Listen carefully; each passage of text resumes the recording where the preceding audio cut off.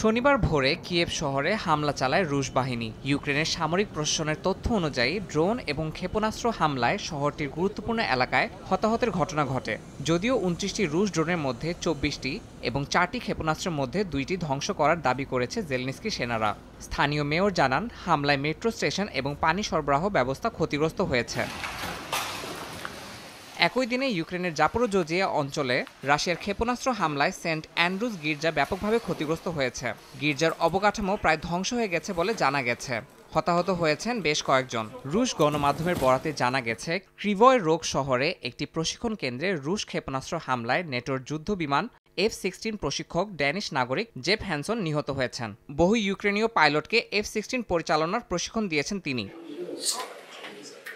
এদিকে বিদায়ী president Joe Biden সম্প্রতি এক সাক্ষাৎকারে জানান, ২০২৩ সালে কিয়েভ সফরকালে তার জীবনের ঝুঁকি ছিল।